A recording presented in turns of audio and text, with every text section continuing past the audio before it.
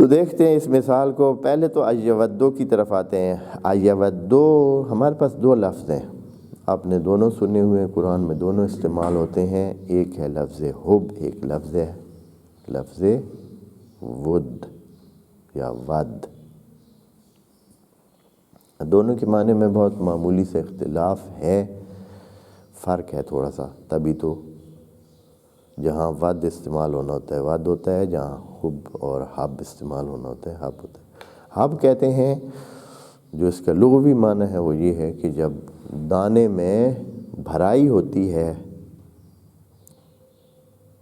دانہ ہوتا ہے حبوب، حبب، حبب سے ہے حبہ.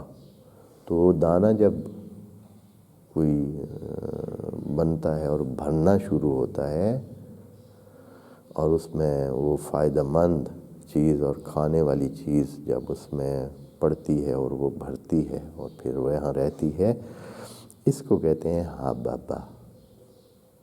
حبہ و لبہ، یعنی اس کا لب اور لبوب اور اس کی اندرونی حصہ جو ہوتا ہے نا وہ بھر جاتا ہے.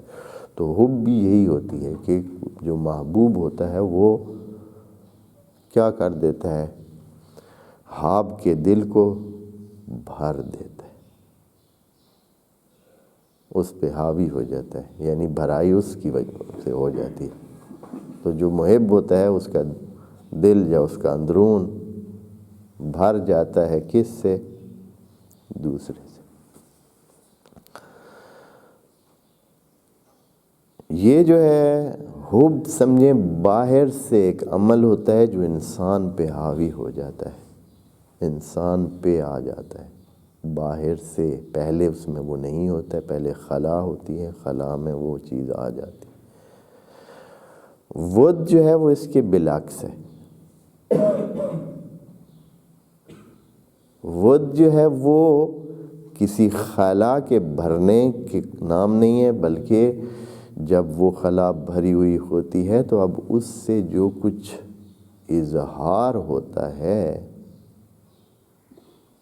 یعنی وہی حب موجود ہوتی ہے اور حب کے ساتھ پھر اس میں رفقت اور لینت پیدا ہو جاتی ہے، یعنی پھر اس کے ساتھ جڑ کے رہنا، استمراراً جڑ کے رہنا اس چیز کے ساتھ، اور پھر وہ بھی نرمی کے ساتھ، اچھائی کے ساتھ، پیار کے ساتھ.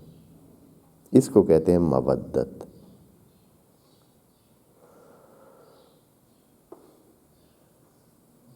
خدا کریم نے بھی بہت ساری جگہ پہ یہ لفظ دونوں بولے ہیں. اللہ جو ہے وہ ودود ہے. اللہ نے اپنے ناموں میں حبیب نہیں رکھا ہے.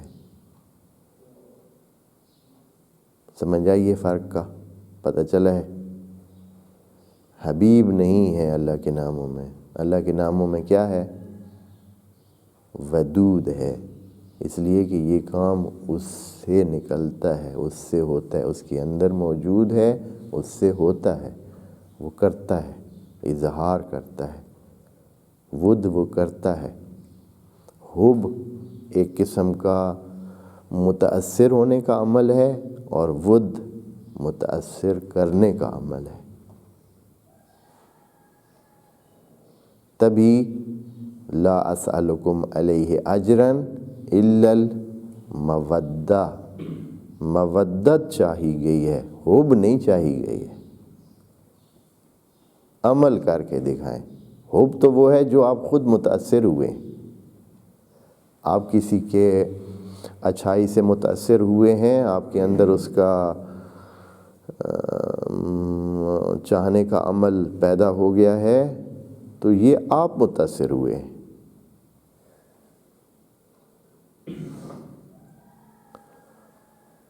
اثر باہر سے آیا ہے، آپ کو متاثر کیا، لیکن ود یہ ہے کہ آپ متاثر کریں، آپ اثر قائم کریں، آپ اثر پیدا کریں، آپ کام کریں، آپ عمل کریں. یہاں خدا کریم فرماتا ہے ایود احدکم، آیا آپ میں سے کوئی اس چیز کو چاہے گا، کرنا چاہے گا، یعنی وہ خود سے ایسا کام کرے. یعنی خدا کریم یہ کہنا چاہتا ہے کہ یہ آپ کے کرنے کا کام ہے. یہ آپ کے اختیار میں ہے، محبت اختیار میں نہیں ہوتی ہے، ود جو ہے وہ اختیار میں ہوتی ہے۔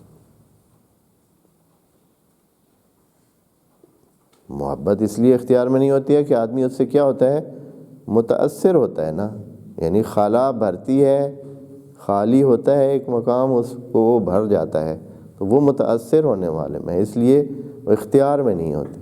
لیکن جو ود ہے وہ چونکہ عمل اس میں شامل ہوتا ہے، اور اس میں یہ ہوتا ہے کہ کچھ کرنا ہوتا ہے اور دکھانا ہوتا ہے اور ادھر سے ہوتا ہے، اس وجہ سے ود میں اختیار ہوتا ہے کہ کوئی کرے گا، ود دکھائے گا، اپنے اندر کے جو تاثرات ہیں ان کو پیش کرے گا عملاً، اور اس میں دوسرے پر یا دوسرے طرف اظہار کرے گا، تو وہ ود۔